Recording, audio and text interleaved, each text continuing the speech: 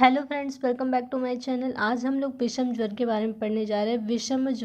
विषम ज्वर जिसे हम लोग मलेरिया के नाम से जानते हैं। तो हम जानने जा रहे हैं कि विषम ज्वर हम लोग किसे कहते हैं। ठीक है, जो ज्वर कभी शीत पूर्वक कभी ताप पूर्वक शरीर में उत्पन्न होता है, उसके उत्पन्न होने बढ़ने या स्थिर रहने का समय भी निश्चित न हो तथा वेग में भी विषमता हो, इस प्रकार के ज्वर को विषम ज्वर कहते हैं। ऐसा ज्वर जिसमें जो होता है ना, हमें कभी कभी शीतल का अनुभव होता है, कभी जलन का अनुभव होता है शरीर में। ठीक है, जो जिसके उत्पन्न होने या बढ़ने या स्थिर रहने का समय विषम होता है। ठीक है, उस समय भी निश्चित नहीं होता है, वेग में विषमता होती है। इस प्रकार के ज्वर को जो होता है ना, हम लोग विषम ज्वर बोलते हैं। विषम ज्वर जो होता है ना, इसे हम लोग मलेरिया के नाम से जानते हैं।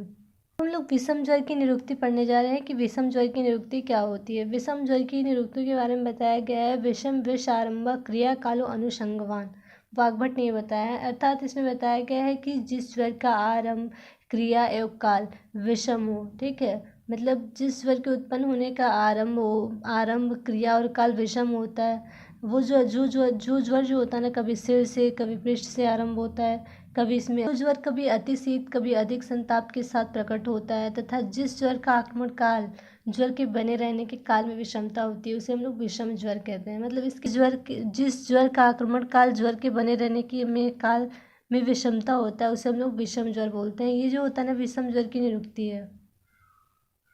अभी तक मैंने आपको विषम ज्वर के बारे में बताया और उसकी निरुक्ति बताई है। अब हम लोग विषम ज्वर के सामान्य निदान के बारे में पढ़ने जा रहे हैं कि विषम ज्वर के निदानों का सेवन करने से उत्पन्न होता है। तो आचार्य काश्यप ने विषम ज्वर के निदानों का वर्णन किया है। ठीक, उन्होंने बताया है कि दिवास्वप्न हो गया, ज्वर से अगर हम लोग मुक्त हो जाते हैं या पीड़ित रहने पर भी अगर हम लोग व्यायाम करते हैं, गुरु और असाध्य में भोजन का सेवन करते हैं, तो भी विषम ज्वर की उत्पत्ति होती है। उड़द से बने पदार्थ ग्राम या अनुपमास का सेवन करने से विषम ज्वर की उत्पत्ति होती है। अजीर्ण होने पर भी अध्यशन करते हैं तो भी जो होता है ना, विषम ज्वर की उत्पत्ति होती है। ये विषम ज्वर का जो होता है ना, सामान्य निदान है, जिनका सेवन करने से जो होता है ना, विषम ज्वर की उत्पत्ति होती है। अब हम लोग विषम ज्वर के भेद के बारे में पढ़ने जा रहे हैं कि विषम ज्वर जो होता है ना, कितने प्रकार का होता है। तो आचार्य सुश्रुत ने विषम ज्वर के दो भेद बताए हैं मेनली। विषम ज्वर जो होता है ना, निज विषम ज्वर होता है और आगंतुक विषम ज्वर होता है। ठीक है, ये आचार्य सुश्रुत ने बताया है कि विषम ज्वर के दो भेद होते हैं। अब हम लोग आचार्य चरक के अनुसार पढ़ने जा रहे हैं कि विषम ज्वर के कितने भेद होते हैं, क्योंकि विषम ज्वर जो होता है ना, बहुत इंपॉर्टेंट टॉपिक है। ठीक है, आचार्य चरक के अनुसार विषम ज्वर के भेद। आचार्य चरक ने विषम ज्वर के 5 भेद बताए हैं, जो कि है संतत, सतत, अन्युदेशक,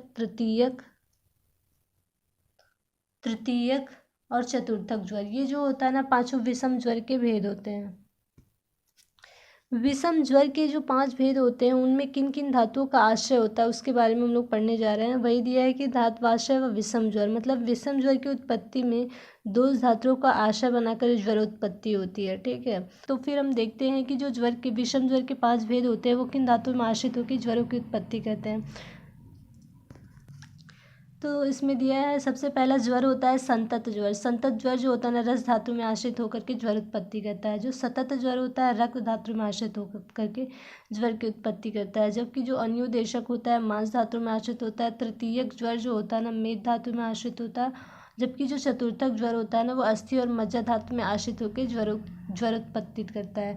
ठीक है, ये जो होता है ना, पांचों विषम ज्वर के भेद हैं, और इन वो किस किस धातु में आश्रित होकर के, दो धातु में आश्रित होकर के ज्वर की उत्पत्ति करते हैं, उसके बारे में मैंने आपको बता दिया है। तो उसमें से जो होता है ना, हम लोग विषम ज्वर का भेदानुसार लक्षण पढ़ेंगे। जो 5 भेद होते हैं, उनके लक्षण पढ़ेंगे। सबसे पहला होता है संतत ज्वर, जिसको हम लोग कंटिन्यूअस या फिर रेमिटेंट फीवर के नाम से जानते हैं। जो संतत ज्वर होता है ना, वो होता है जब ज्वर लगातार 7 दिन तक, 10 दिन या 12 दिन तक बना रहता है। मतलब जब ज्वर जो होता है ना, 1 हफ्ता तक या 12 दिन या फिर 10 दिन तक जो होता है ना, लगातार बना रहता है, कभी भी अपने सामान्य तापमान में नहीं आता है, तो उसको हम लोग संतत ज्वर बोलते हैं। इसीलिए हम इसका नाम कंटिन्यूअस फीवर है या फिर रेमिटेंट फीवर है। सततक ज्वर, ठीक है, सततक ज्वर जो होता है ना, उसको डबल क्वाड्रिएंट फीवर बोलते हैं। सततक ज्वर का जो लक्षण होता है, उसमें बताया गया है कि सतत ज्वर में दिन और रात में कुल 2 बार जो होता है ना, ज्वर का वेग आता है। मतलब जो संतत ज्वर होता है, उसमें जो होता है ना, ज्वर जो होता है ना, लगातार बना रहता है। मतलब 1 हफ्ते तक, 10 या 12 दिन तक लगातार बना होता है। जबकि जो सतत ज्वर होता है, सतत ज्वर में जो होता है ना, दिन या रात में जो होता है ना, केवल 2 बार जो होता है ना, ज्वर का वेग आता है। अब हम लोग अनुदेशक ज्वर के बारे में पढ़ने जा रहे हैं कि अनुदेशक ज्वर जो होता है ना, क्या होता है। अनुदेशक ज्वर में बताया गया है कि दिन रात में केवल एक बार ज्वर का वेग आने वाला जो ज्वर होता है ना वो अनुदेशक ज्वर होता है। ठीक है, तो हम लोग क्वाटिडियन फीवर नाम से भी जानते हैं। ये होता है अनुदेशक ज्वर, मतलब दिन रात मिलाकर के जो होता है ना केवल ज्वर का वेग एक बार आता है। अब हम लोग तृतीयक ज्वर के बारे में जानेंगे कि तृतीयक ज्वर क्या होता है। इसमें बताया गया है कि एक दिन छोड़ करके आने वाला ज्वर, अर्थात जिस दिन ज्वर हुआ होता है उसके दूसरे दिन छोड़ करके फिर तीसरे दिन जब ज्वर आ जाता है तो उसको हम लोग तृतीयक ज्वर बोलते हैं। ठीक है, ये जो होता है ना तृतीयक ज्वर है। पांचवा है चतुर्थक ज्वर। चतुर्थक ज्वर जो होता है ना क्वार्टन फीवर भी बोलते हैं। इसमें दिया है कि 2 दिन अंतराल से अर्थात प्रति चौथे दिन आने वाले जो ज्वर होता है ना वो चतुर्थक ज्वर कहलाता है। मतलब कि पहले दिन ज्वर हुआ, फिर 2 दिन छोड़ करके फिर चौथे दिन ज्वर हुआ तो उसको हम लोग चतुर्थक ज्वर बोलते हैं। मतलब कि विषम ज्वर के जो 5 वेद है उनके नाम के आधार पर जो होता है उनके लक्षणों का वर्णन किया गया है।